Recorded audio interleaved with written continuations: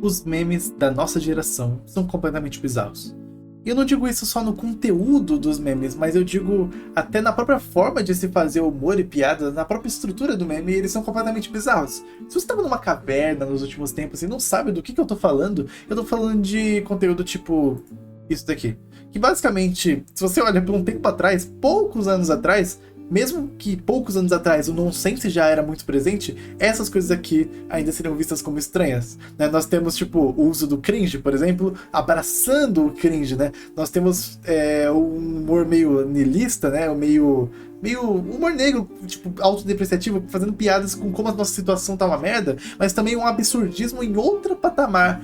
Mas eu digo que esses elementos não são os mais importantes. Eu digo que o mais importante é o uso da ironia que a nossa geração faz nesse tipo de humor. E não é aquela ironia simples, aquela ironia do sarcasmo, da sátira, da piada, com uma camada só. Tô falando de um novo patamar de ironia. Eu digo da pós-ironia e da meta-ironia, que são usos com mais camadas da ironia, que são, pra mim, característicos da nossa geração. Eu quero falar não ironicamente sobre esse tema, porque ele é muito complexo. Então eu vou falar não ironicamente sobre a ironia, o que é muito irônico, mas eu juro que eu tô falando sério. Apesar de que sempre que eu digo que eu tô falando não ironicamente sobre alguma coisa, eu provavelmente tô falando ironicamente sobre isso. Mas dessa vez é sério, mas sempre que é sério também é irônico. E se você tá confuso, tá tudo bem, eu também tô. E até agora eu não decidi se o vídeo é uma piada ou não. Mas eu não faria um vídeo inteiro com pesquisa, com imagens e tudo, referência, só pra fazer uma piada. Eu não faria isso, né? Ele não faria isso, né? Né? Me dá cuscuz!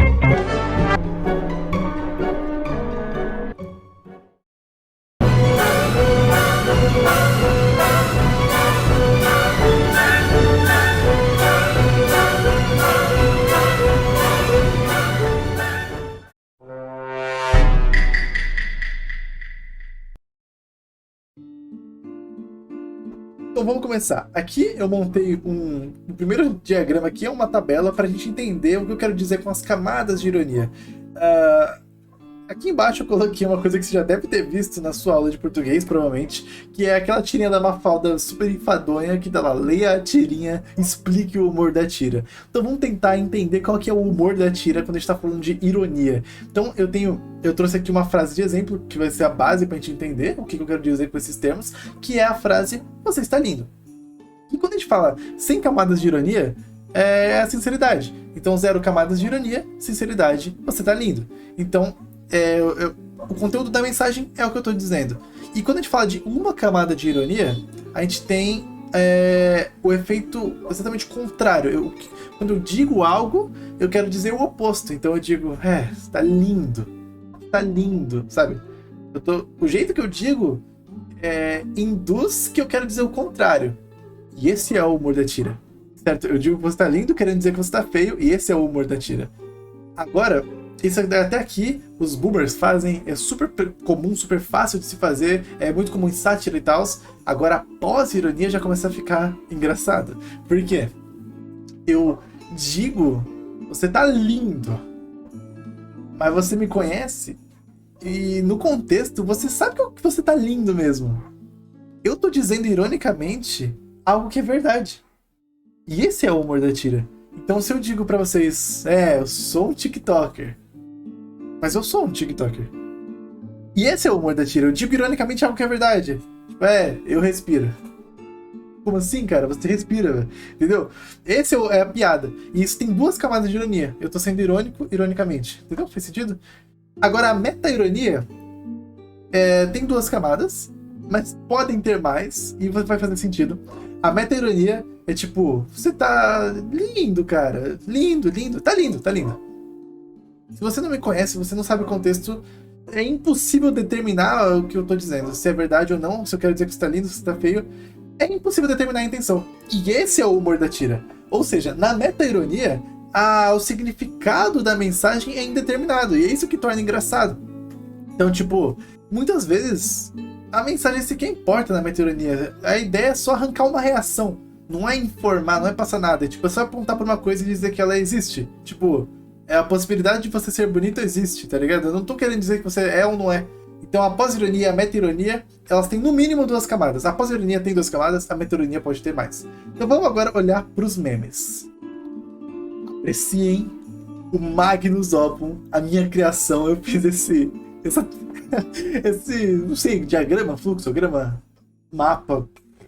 Eu tentei colocar alguns memes, tentei encaixar o melhor possível, mas é meio...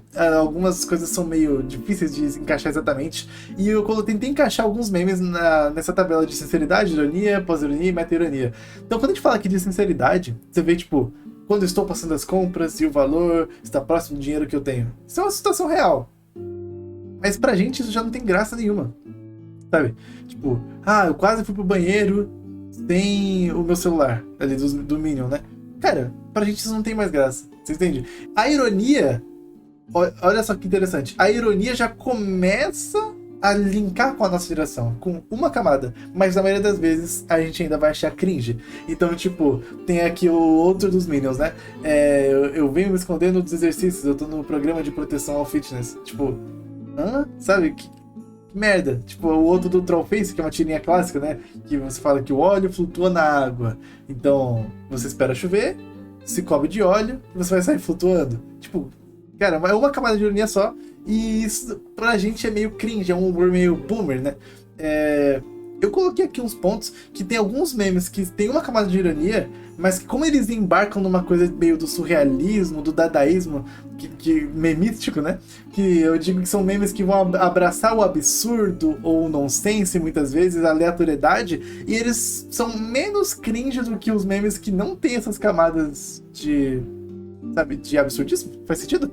Eu coloquei aqui em azul o laranja, o memes suecos, de exemplo de memes que são a vanguarda do dadaísmo e surrealismo memístico, mas que ainda assim possuem apenas uma camada de ironia, na maioria das vezes. Aqui no dadaísmo e surrealismo, eu coloquei esses memes super aleatórios que vêm um pouco da geração passada da nossa, dos millennials, digamos assim, que são literalmente a piada é o absurdo disso. Só que isso vai se transformando na pós-ironia. Sabe? Quando a gente olha aqui mais pra direita, você vê que tem memes que simplesmente eles têm um formato de meme, parece que eles vão fazer uma piada irônica, mas na verdade eles são sinceros. Então, você vê o meme dos dois carinhas tristes no ônibus, tipo, o carinha tá triste de um lado, tendo emprego, e o outro triste do outro, desempregado. Tipo, cara, isso é sincero. Ele tá sendo sincero. Sabe? A vida é dolorosa e hilária. Tem uma sinceridade nisso, mas ele diz como se fosse irônico, como se fosse uma piada, mas não é uma piada. O que ele tá dizendo é exatamente o que acontece como se fosse uma piada, mas não é. E também tem o ponto que os memes não é exatamente sincero, mas que você tá esperando uma camada de ironia só, e eles colocam uma coisa totalmente aleatória e bizarra, niilista, de humor negro no final, só pra subverter a própria ironia. Então, tipo, eu coloquei essa coisa aqui do Cover Yourself in Oil, né? Cubra-se com óleo, e do Dark Trollface, essa porra bizarra que, tipo, é a mesma tirinha de antes, só que no último quadrinho o cara dá um tiro nele mesmo. Tipo, isso é uma coisa pós-irônica. Isso é uma coisa da nossa geração. Tipo, é pegar os memes que são cringe e transformar eles em algo a mais, entende? E agora, a meta-ironia, olha que interessante. A meta-ironia é quando, lembra que a pós-ironia muitas vezes vai ter 2 camadas de ironia. A meta-ironia, ela acontece de forma que você não consegue determinar a intenção da tira, né? Você não consegue determinar o humor da tira. E olha que interessante. Essa menina, que eu não vou lembrar o nome, desculpa, que tá com o chapéu da Juliette, muita gente, por muito tempo, ficava extremamente confuso, tentando entender se ela tava zoando ou não, se era uma piada ou não. Porque, como a gente não sabe qual que é a intenção dela, o negócio fica meio... Isso é a meta-ironia, sabe? E isso cria o conceito do meme de Schrödinger, que uma certa imagem é um meme ou não, é indeterminado se ela é um meme ou não, até que você saiba a intenção ou o caráter de quem o postou, de quem o fez. E aí se você consegue definir se é um meme ou não. Então eu trouxe aqui que é a mesma imagem dos Minions, que pode ser super sem graça quando um boomer posta achando engraçada, ela é super sem graça, ela tá na sinceridade. Agora, se uma página de memes ou uma pessoa que você sabe que é dessa geração e que não vai achar esse meme engraçado, quando essa pessoa posta o mesmo meme sem graça dos Minions, já adicionou pelo menos 3 ou 4 camadas de ironia, e aí se torna engraçado. Então quando alguém posta uma coisa que sinceramente não tem graça, mas posta isso ironicamente, de maneira meta-irônica, o negócio se torna engraçado. E eu acabei colocando esse vídeo nisso daqui. Então, esse vídeo talvez seja um vídeo meta-irônico. Eu não sei determinar a intenção do vídeo. Eu não sei. Talvez ele seja um meme meta-irônico. Ou não. A meta-ironia também conta quando quem faz a piada, ou quem faz a proposição, não tem certeza da intenção do que ela tá fazendo. E aí a intenção é só obter uma reação, não necessariamente passar uma mensagem. E talvez seja isso em todo o vídeo. Ou não, eu não sei. Então, por isso que eu coloquei ali. Elementar, meu caro Wanderson. Ele não pode estar sendo irônico nesse vídeo. Não pode ser uma piada. Ele está sendo irônico agora.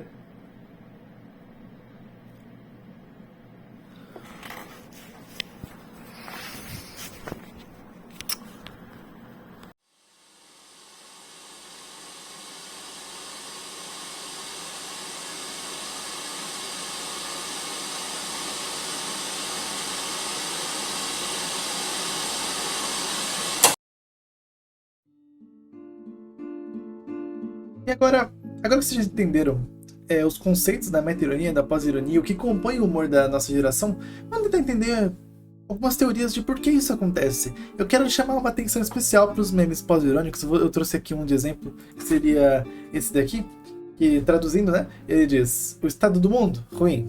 Saúde mental, também ruim. Mas ainda assim, nós seguimos em frente. E ele tem um esqueleto em chamas, né?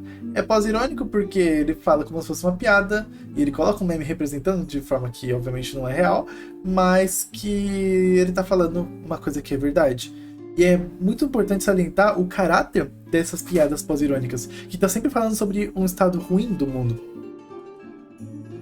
Na minha opinião, uma das coisas que é tão forte no uso da pós-ironia da nossa geração é que nós já crescemos num mundo onde problemas sociais muito graves estão já inflamados, né? O mundo já passou por terrores e nós já crescemos num mundo cheio de terrores, mas também num mundo onde a nossa presença online já é quase que intrínseca, né, à nossa existência.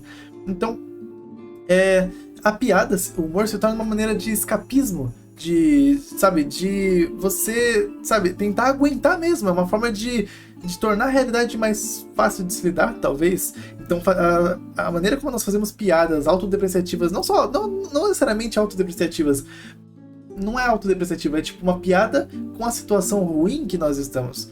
Então, e faz isso de maneira pós-irônica, é um retorno à verdade. Nós temos uma necessidade de nos conectar com o outro e de transmitir essa mensagem de que, cara, tá tudo errado, tá tudo ferrado, estamos sofrendo e tal. Eu digo isso não só com base nos memes, obviamente, mas também por a nossa geração ser uma geração muito mais engajada politicamente e muito mais preocupada com questões sociais do que a geração imediatamente anterior, sabe? Tipo, politicamente mesmo, e questão de filosofia de vida. As pessoas, nós temos ainda um grau de esperança, digamos assim, mas de que é possível consertar o mundo, entende? Mas ao mesmo tempo nós estamos meio que coringados. Cara, o meme de coringar já é um belo reflexo disso, de que tá todo mundo consciente que a gente tá fudido. É a consciência de estar fudido. E os memes são uma das válvulas de escape disso. Os memes pós-irônicos são aqueles que usam a ironia de maneira irônica. Agora, os memes meta-irônicos, da onde que eles surgem? Bom, a minha teoria também, a minha ideia, né, que a gente pode imaginar nisso, é que, diferente das gerações anteriores, a nossa geração já cresceu no mundo onde a internet existe, né? Eu digo a geração mais nova mesmo, mais recente, ou que pelo menos quando se formou, quando você estava passando ali na pré-adolescência para fase adulta, a internet já existia, já estava em alta e tal. Então, a nossa persona online vai se tornando indissociável da persona offline. Quando você pega isso nos millennials, digamos assim, a galera um pouco mais velha, isso faz com que eles não queiram postar nada que possa ser confundido. Tipo, eles dizem algo ironicamente e eles têm medo de serem confundidos, de que alguém entenda que eles estão sendo sinceros. Eles têm medo de postar algo cringe, de soar errado. Agora, a nossa geração, a gente vê o contrário. Ser cringe, ser bizarro, ser esquisito é atraente. Nós queremos ser estranhos. É como você vê alguém postando quero comer tijolo. E isso é normal. Isso tipo, já virou meio, entre aspas, norme. Querer comer tijolo. Mas agora você não vê alguém mais velho postando isso, porque a pessoa vai falar, tipo, as pessoas não vão entender que é ironia. As pessoas não vão entender. Eu não posso sair, entre aspas, do personagem. Agora, a nossa geração já era. Então você tem vários perfis que... Antes você tinha aqueles perfis de POV, né? De POV. Ainda existem, tá? Mas, tipo, eu digo, POV, minha reação quando isso aqui acontece. E ele deixa claro que ele tá simulando. Agora, hoje não. Você tem perfis que você não sabe se é uma sátira, se é uma piada, ou se a pessoa é realmente bizarra. E eles não quebram o personagem.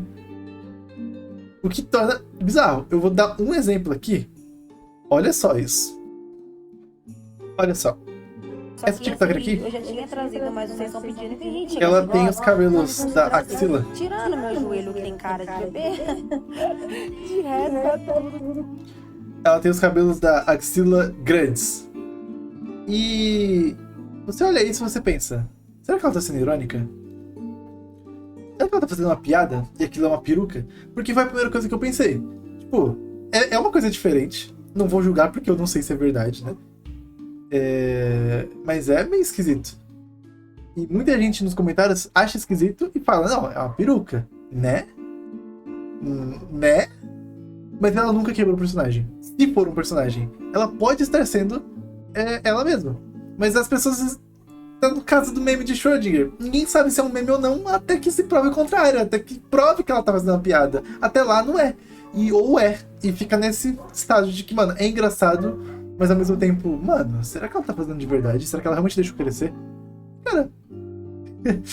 Entende? Não dá pra saber. O outro exemplo é esse aqui, que é o que eu já tinha colocado, né, no gráfico.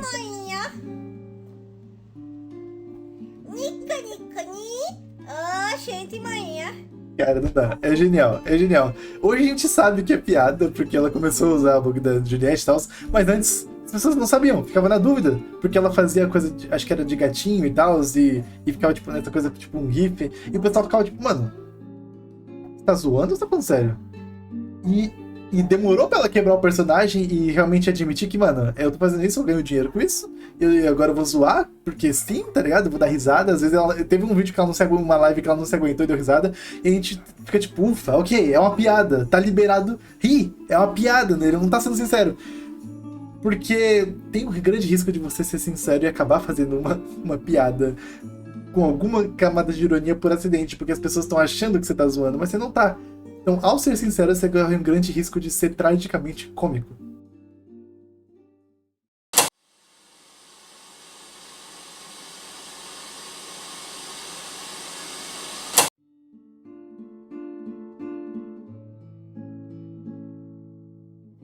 Um exemplo onde isso acontece é aqui no... Eu sempre volto pro Skylab, né? Mas é um exemplo aqui, ó. Eu chupo meu pau, chupo seu pau não, eu chupo meu pau, o pau é seu não, o pau é meu. Se você faz chupar o próprio pau, cada um chupar o seu. Eu chupo meu pau, chupo seu pau não, eu chupo meu pau, o pau é seu não, o pau é meu! Cara, ele não tá zoando, essa é a melhor parte, tipo, as pessoas supõem que ele tá brincando pelas coisas que ele diz, mas ele não tá, entende? E ele se tornou uma piada sem querer. A sinceridade pode te tornar cômico. E eu digo isso porque o próprio Skylab disse isso uma vez, falando sobre outras pessoas. Tipo o Edinaldo Pereira. Ou o Manuel Gomes também. Que são pessoas que... as pessoas viram graça na sinceridade, naquilo que... O fato deles fazerem o que eles fazem com sinceridade, muito por conta deles terem uma inocência muito grande, né, e não estarem, tipo, imersos nessa questão de várias camadas de ironia, de humor e tal, as pessoas interagem ironicamente com eles. Então a pessoa gosta ironicamente do Edinaldo, mas não porque ela odeia. Na verdade ela realmente gosta, mas gosta por ser inocente, não pelos motivos que ela diz gostar. São duas camadas de ironia. E isso acontece a mesma coisa com o Manuel Gomes. As pessoas gostam ironicamente, mas na verdade realmente gostam, mas não pelos motivos de que fingem gostar. Mas elas gostam. E eu gosto dos dois também, tá? E eu tô dizendo que é muito engraçado ver o ponto que chegamos, cara. E tipo, você vê esse paralelo, o Skylab tá falando sério, as pessoas supõem que ele tá zoando, acham engraçado. O Manuel Gomes e o Reginaldo Pereira, eles estão falando sério, as pessoas entendem que eles estão sendo sinceros, interagem ironicamente, isso torna tudo engraçado. E você vê que a questão da sinceridade tem muito a ver com o que torna uma coisa engraçada ou não. Isso tem a ver com aquela questão da meta-ironia, de que, do meme de Schrödinger, que o humor ou não da tira depende da pessoa que produziu, né? Porque tudo se torna mais engraçado, com referência ao Manuel Gomes, por exemplo, quando as outras pessoas estão interagindo de maneira séria com ele. Séria, ironicamente. Quando você vai adicionando essas coisas, tudo vai se tornando mais engraçado. E vai se tornando um meme dentro do meme e tal, e cada vez maior. Outro ponto é o caminho contrário, quando uma piada é levada a sério. Isso entra no ponto também de que quando alguém faz uma piada envolvendo algum tema sensível, não necessariamente humor negro, tá? Eu digo tipo de temas sociais mesmo. Quando alguém faz uma piada que envolve os temas sociais, muitas vezes é impossível discernir se aquilo é uma piada ou não, se você não sabe quem fez. Então, as pessoas vão tomar por sinceridade, muitas vezes, aquilo que tem várias camadas de ironia, entendeu? E muitas vezes a piada, quando feita num ambiente de, tipo, no sentido de stand-up, de uma comédia pura mesmo, a comédia pura, ela é niilista, digamos assim. Ela não necessariamente quer dizer uma mensagem. Então talvez seria muitas vezes um humor quase que meta-irônico, né? Você diz uma coisa, mesmo que acerte algum tema sensível ou não, você não está necessariamente querendo dizer uma mensagem, mas só causar uma reação. Só que muitas pessoas que não te conhecem vão tomar a sua declaração sobre algum assunto polêmico, ou a sua piada, elas vão tomar a sua piada como uma declaração sobre o assunto polêmico e tu vai ser cancelado, tu vai ser destruído por uma piada, certo? Mas isso tem muito a ver com a maneira como os meios de comunicação e mídia funcionam na nossa sociedade. Isso é um outro tema, eu já falei disso no meu Instagram, eu vou trazer um vídeo só sobre isso, né? De que nós hoje vivemos uma sociedade onde a propagação de informação é um tanto distópica, né? É impossível muitas vezes diferenciar o que é um discurso político sério e o que é uma brincadeira. E por isso que coisas desse tipo acontecem, de você ver uma piada e achar que a pessoa está sendo sincera.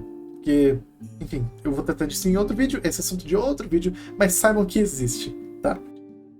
Eu não ia trazer um exemplo, mas eu pensei num aqui agora que foi uma coisa que não foi cancelada. Acho que a maioria das pessoas entendeu certinho o que era que estava acontecendo. O Michael Kister, ele não faz só vídeos de comédia, ele faz músicas também, imagino que muitas pessoas conheçam. E que ele... Uma coisa que as pessoas entendem errado é achar que a música dele é brincadeira, né? A música dele é um trabalho sério, cara. Não é porque a música dele faz sátira e usa comédia que o trabalho inteiro é uma piada. As pessoas fazem, tá ligado? Tipo, ele tá fazendo piada, logo o trabalho é uma piada. Tipo, não, tá ligado? Mas o ponto é, ele faz músicas muitas vezes com sátiras. Não tô generalizando, não necessariamente todas são que nem essa aqui. Essa aqui é uma sátira. Tem uma camada de ironia, né? Que ele diz uma coisa, mas ele tá dizendo justamente o contrário. É justamente pra mostrar, tipo, eu vou falar tanto sobre a classe média que vai ficar absurdo e você entende que eu tô justamente questionando isso, entende? A mensagem que ele tá dizendo, ele tá sendo questionada no próprio vídeo e é genial, tá? É muito da hora. Mas imagine que uma pessoa que não tem ideia do contexto e vê isso daqui e já pensou se ela entende que isso aqui é um posicionamento sério? Tipo... A gente não sabe, mas a classe média sofre. Começa com a classe média sofre, tá ligado? 90% das pessoas da classe média morrem. Um dia. As outras 10 também. E ninguém fala nada.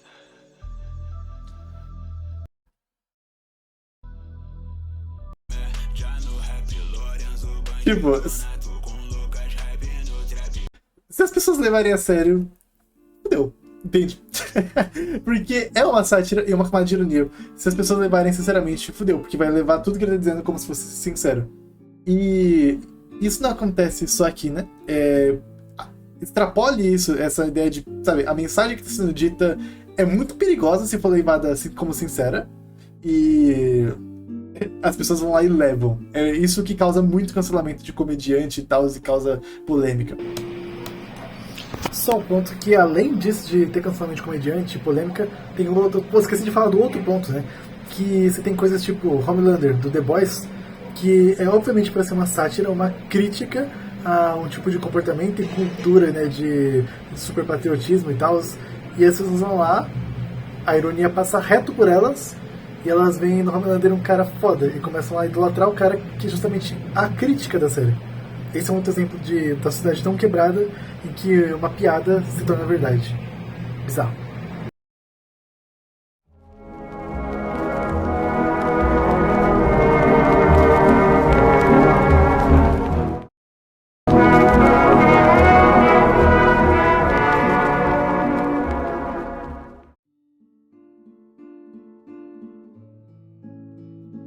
Agora vamos falar sobre a destruição absoluta dos valores morais e da estrutura da nossa sociedade. O que eu quero dizer com isso? Vamos falar sobre o dadaísmo e sobre o surrealismo. Se você não sabe o que eu quero dizer por dadaísmo e surrealismo, eu quero dizer basicamente essas coisas aqui, essas talvez 2 exemplos mais conhecidos, que é a fonte do Duchamp e a Ela Tem Fogo no Cu. Se lê a sigla que está embaixo da Mona Lisa aqui em francês, soa como se fosse Ela Tem Fogo no Cu. E a Mona Lisa de bigode.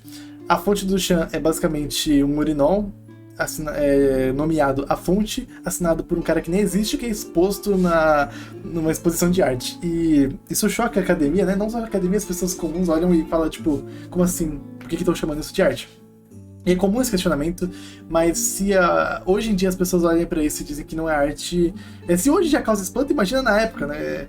Mas eu acho uma grande bobagem dizer que não é arte, tá? Porque eu acho que o dadaísmo é extremamente foda. O dadaísmo, cara, é um movimento de um protesto pro mundo que tá em crise. Pensa que ele surge durante a Primeira Guerra Mundial.